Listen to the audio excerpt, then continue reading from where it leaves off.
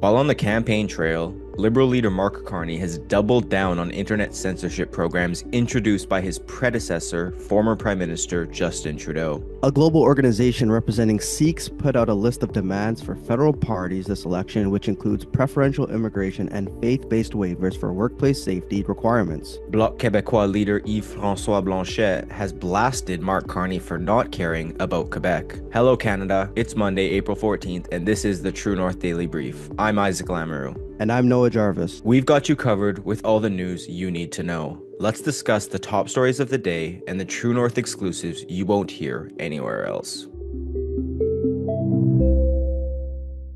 Before pausing his campaign amid renewed controversy over his ties to China, Liberal leader Mark Carney hinted that the Liberals may not be finished with online censorship legislation. Speaking at a rally in Hamilton, Ontario on Thursday, Carney addressed a recently announced series of measures. Many of the measures are already enshrined in Canadian law, but one new proposal would introduce legislation aimed at protecting children from online exploitation and sextortion. Carney said, quote, "One of the measures is with respect to really just the sea of misogyny, anti-Semitism, hatred, conspiracy theories, this sort of pollution that's online that washes over our virtual border from the United States. The more serious thing is when it affects how people behave. When Canadians are threatened going into their community centers or their places of worship or their school, or God forbid, when it affects our children." The pledge comes despite the failure of two previous Liberal attempts, Bill C-36 and Bill C-63, to legislate internet regulation. Both bills died on the order paper before becoming law, with Bill C-36 lapsing ahead of the 2021 federal election and Bill C-63 halted due to the 2025 prorogation of Parliament. Carney pledged to take action on, quote, American giants if elected Prime Minister following the federal election on April 28th. The Liberals previously introduced the Online News Act, which led to Meta, the parent company of Facebook and Instagram, blocking Canadian news in response to the bill.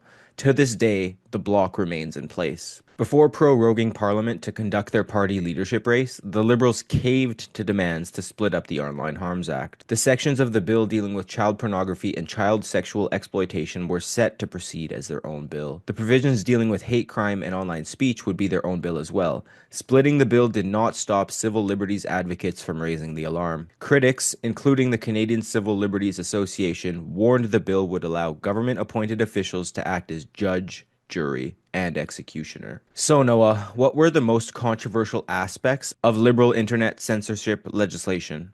Well, the Liberal government has made it a effort to regulate the internet through several pieces of legislation. Their first successful attempt at regulating the internet was Bill C-11, which controversially allowed the government to regulate the algorithms of the different platforms like YouTube, Netflix, Spotify to push quote unquote Canadian content. But really, this would allow the government to push and demote certain content that they deemed to be Canadian or not Canadian based on the values of the government.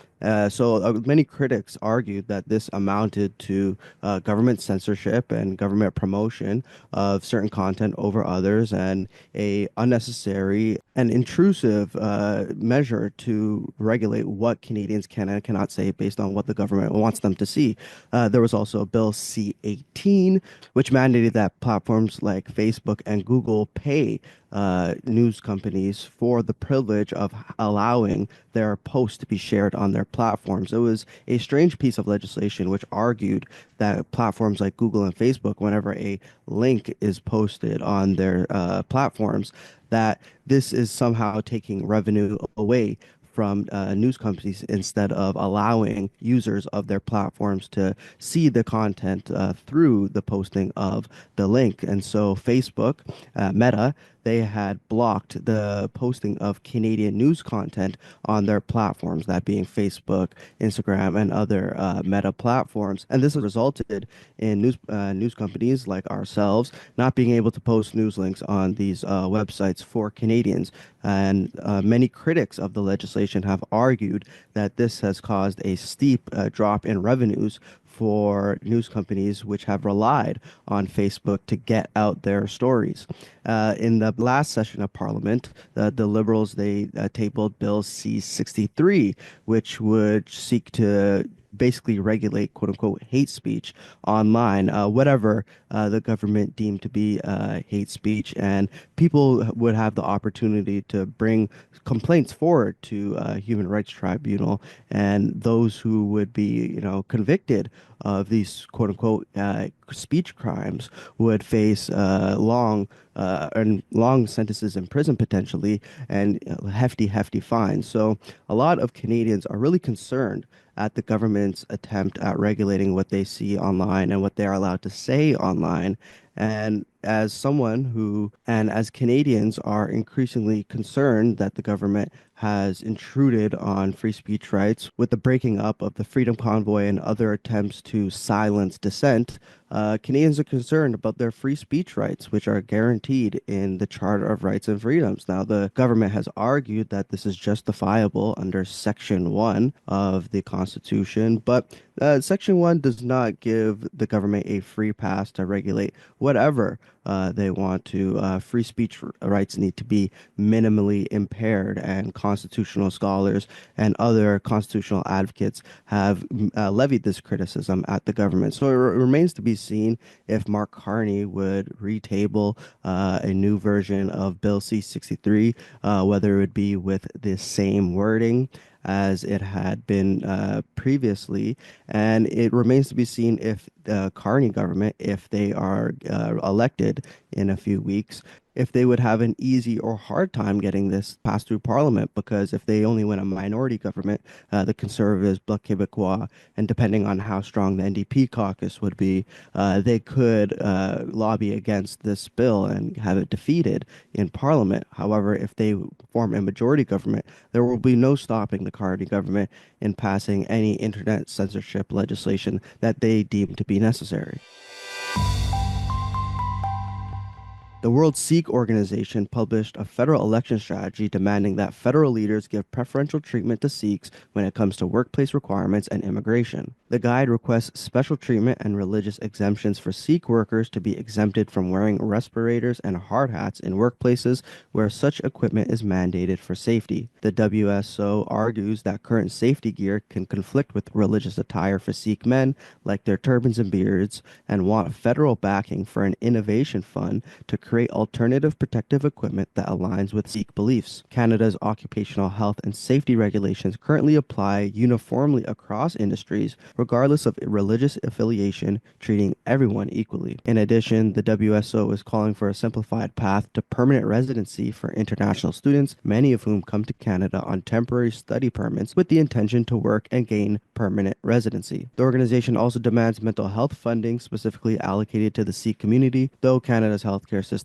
generally prioritizes the needs based on individual medical conditions rather than ethnicity or religion. The list of demands comes as political parties seek support from various communities in the lead up to the federal election. While community engagement and identity politics are a regular feature of Canadian politics, no major party has formally responded to the list. Currently, the Sikh community in Canada is the largest community of Sikhs anywhere in the world outside of India, with around 800,000 adherents in the country. So, Isaac, historically, have Sikhs in Canada received any special exemptions when it comes to workplace requirements? Yeah, Noah, they have. And actually, taking it back to before you and I were born, former Prime Minister Brian Mulroney announced various changes to the RCMP dress code in March 1990, including the freedom to have beards and wear turbans for Sikhs.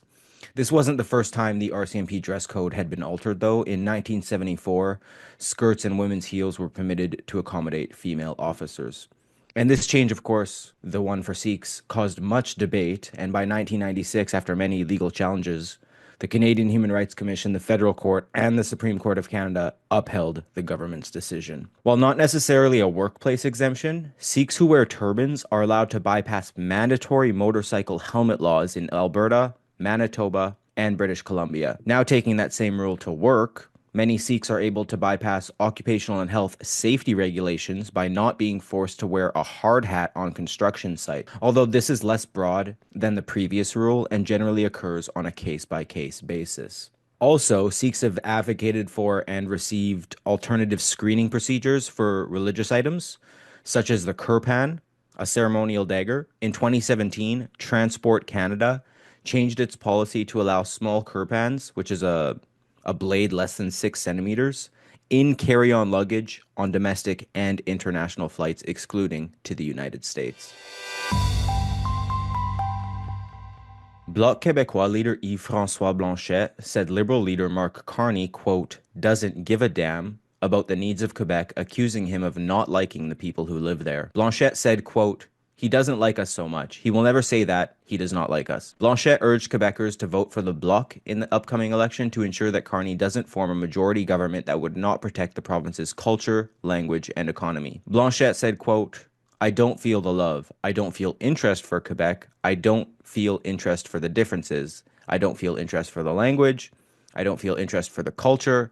I don't feel interest for anything which is Quebec. Blanchet's comments were in response to being asked about what he made of Carney's stance towards Quebec. The Bloc Québécois have steadily been gaining momentum in the campaign, surging up from 4 ridings on March 30th to 17 as of April 10th, according to the latest Nanos poll. Blanchet is annoyed by Carney's poor comprehension of the French language, bothered by the fact that he, quote, doesn't pronounce the words lumber, aluminum, fisheries, and aerospace, all of which are essential sectors in Quebec. Carney has not yet responded to Blanchet's criticism. The Bloc Québécois leader has gone after Carney before, saying that he was hiding from the media following Carney's decision to skip out of the French TVA debate. So, Noah, how are the Liberals currently performing in Quebec? The Liberals are doing quite well in Quebec compared to how they were doing under Trudeau in recent years. The Liberals, according to 338 Canada in December, were polling at around 20% in Quebec, and it wasn't really looking good for them in the seat count either. They were set to win around 20 seats, down from the around 30 plus that they had under Trudeau after the 2021 election. But the Liberals currently, they're projected to win around 46 seats, according to Philip J. Fournier's aggregator. And that is quite a surprise to many people in Canadian politics who see Mark Carney as an Anglophone whose French is not that great. I'm a French speaker myself. I'm not that great at French. I'm probably at Carney's level, and I would admit that my French is not where it ought to be if I were running for prime minister, which I am not intending to. But Carney is, and as you're a French speaker yourself, Isaac, you could probably tell that Carney's French is not that great. So a lot of Quebecers maybe have concerns over a leader of the Liberal Party who does not have a truly solid grasp over his comprehension of the French language. Oftentimes, he has to have reporters repeat questions for him, and he requires assistance in being able to articulate himself in French, heavily relying on pre-written notes and just overall scripted speeches. And when he goes off script, it's not nearly as clear as to what he is trying to say in French. That being said, he is performing a lot better than Trudeau has performed in Quebec. So it seems as if Quebecers are ignoring some of the flaws that he has with his grasp of the French language in order to unite against the supposed threat of Donald Trump's tariffs, as Quebec nationalism and sovereignty has been sidelined by this issue. But Yves-Francois Blanchet is trying to bring the issue back in order to restore his party's prospects. His party was polling quite well in the lead up to Trudeau's resignation, around 35% in Quebec, which would have translated to around 45 seats for the Bloc Québécois.